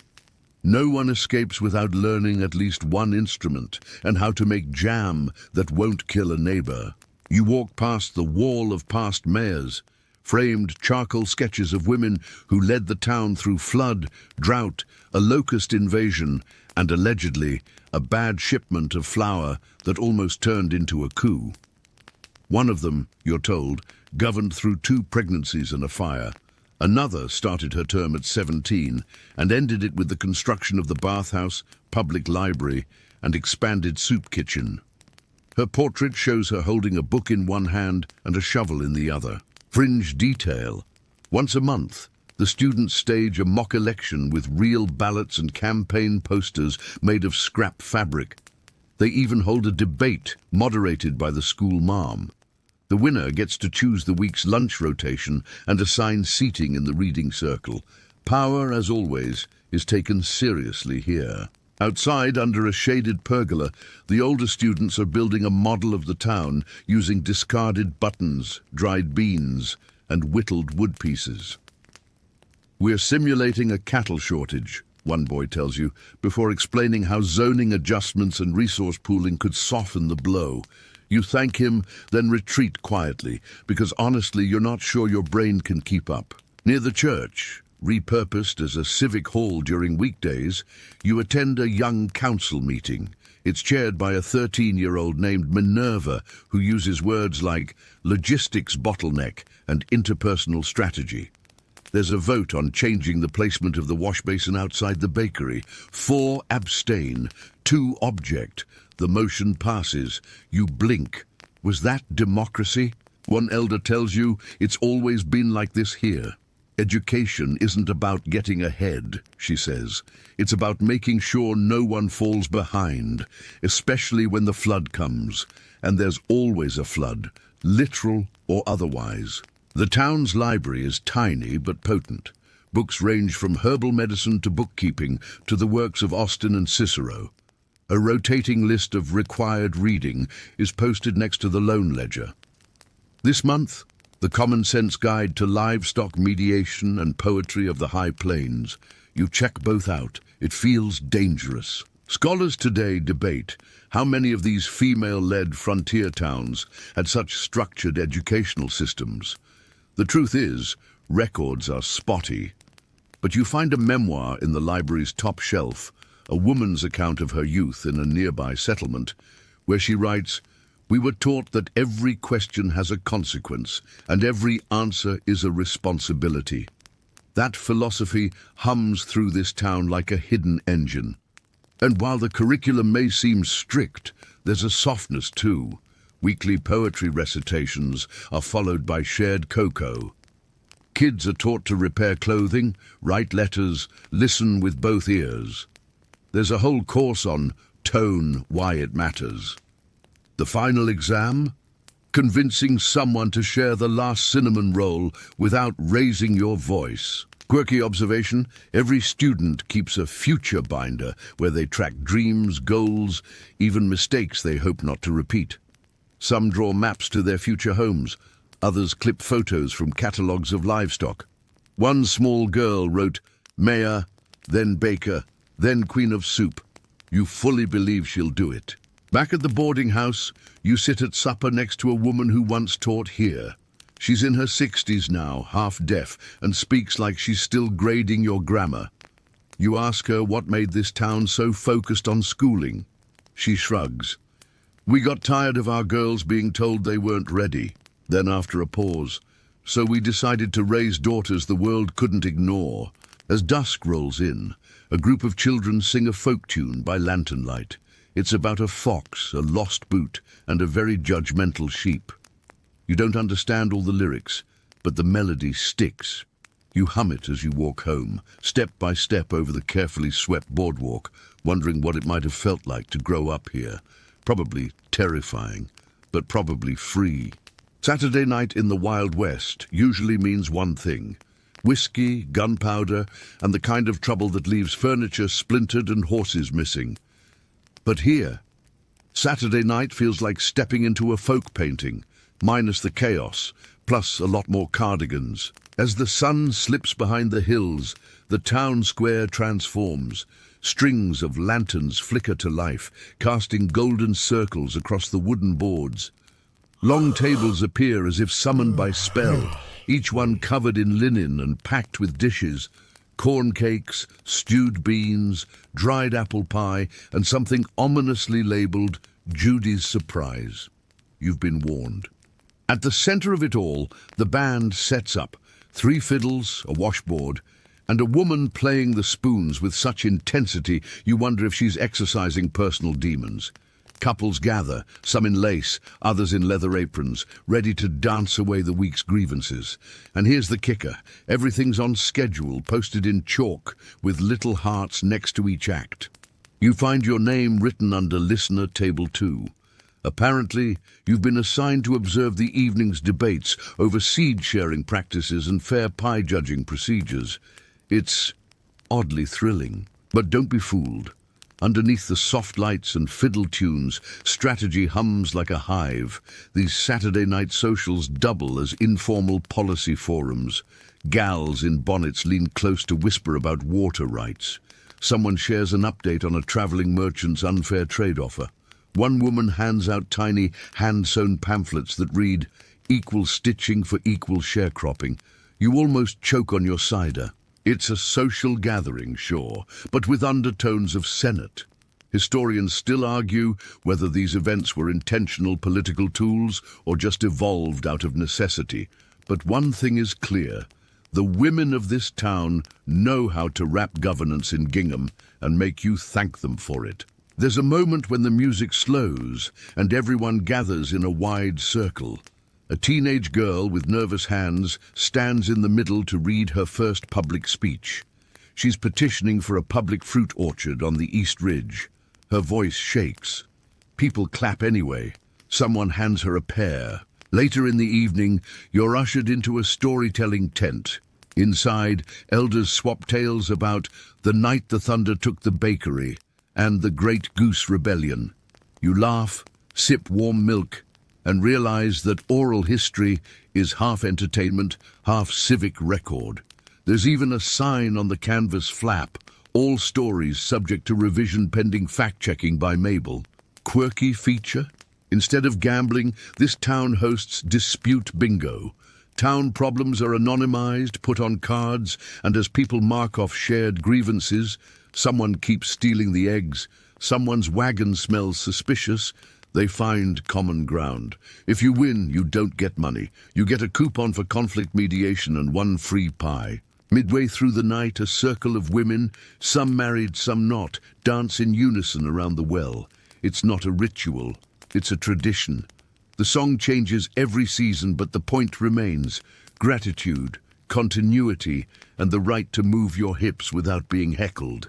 You watch in silence, the wind lifting a few strands of hair, the stars pinned sharp above. A man tries to start a drinking contest. No one joins. Instead, someone hands him a cup of buttermilk and a warning glance. He quietly excuses himself to go play with the kids who are running a pretend post office. It's hard to imagine this kind of evening in the more classic Wild West. No brawls, no pistols, no smashing chairs over unresolved poker games. Instead, you've got cross-stitch demonstrations and a fiercely contested best biscuits competition. The winner cries. Her apron reads "Bake Peace, not War." You talk to a widow who helped found the town. She tells you that when they first gathered, there was fear that without men to defend them, they'd be vulnerable. "Turned out," she says, "all we really needed was a firm tone and a good bookkeeping system." She offers you a slice of molasses cake. It tastes like legacy. And yes, they still have security, but instead of guards with rifles, there's a rotating group called the Night Watch Knitters. They patrol slowly with lanterns, chatting with late-night loiterers, occasionally offering mending services or strong advice. You spot one stitching while watching over the dance floor. You've never felt more protected. The kids, of course, get their own fun. There's a shadow puppet theatre dramatizing the town's founding. There's an obstacle course made of empty barrels and borrowed cats. At one point, someone tries to balance a pie tin on their head while quoting frontier poetry. That gets messy and hilarious. And then a hush. Everyone gathers around the fire pit, where the oldest resident, Great Aunt Prudence, somewhere between 90 and eternal, tells her version of the storm that brought the twins. Her voice is barely above a whisper, but no one interrupts. She's part history, part myth, fully respected. The evening ends the way all good things in this town do, with a list. Tomorrow's responsibilities are handed out in small paper envelopes. You get greenhouse sweeping and carry the jam crate to the east pantry. A few others grumble playfully, but deep down, everyone knows the work is what holds this world together. As the lanterns dim and the music fades into soft hums, you walk home with the strange feeling of having attended both a party and a planning meeting. The kind of gathering where joy and civic duty blur into one steady rhythm, like spoons clinking softly on a washboard. By morning, the square is quiet again, except for the sound of sweeping. Not from punishment, just habit. Here, even rest days begin with a broom. You walk slowly, sore from dancing and thinking too hard about fruit orchard zoning laws. But you're still curious. Because there's something else happening in this town, something less formal, less visible. You start noticing the little signs, the unwritten laws that no one teaches you, but everyone seems to know. Like how, if you offer someone a second slice of pie without making eye contact, it means, let's not speak of that again. Or how a too long hug at the bread counter signals emotional distress and triggers automatic help from 3 separate women with lavender tea and advice you didn't ask for but probably needed. This isn't just organization, it's culture.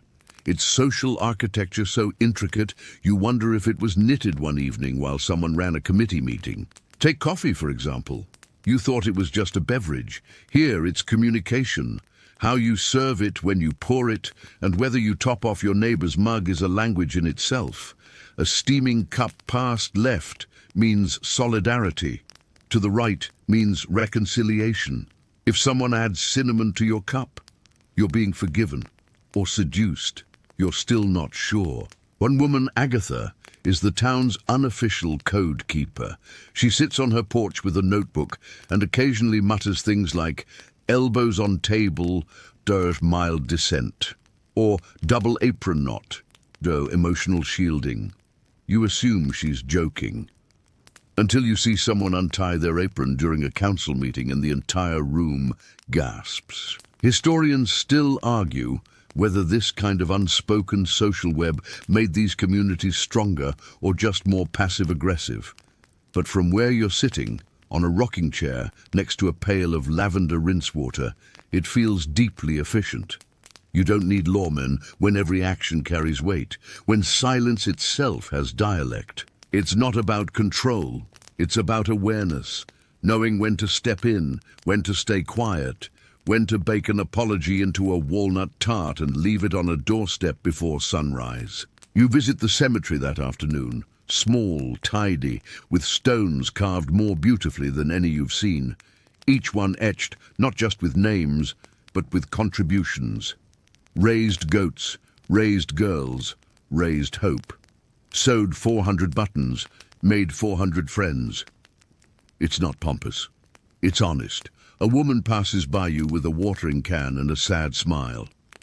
You nod. She nods back. No words needed. Later, a group of townsfolk gathers under the windmill.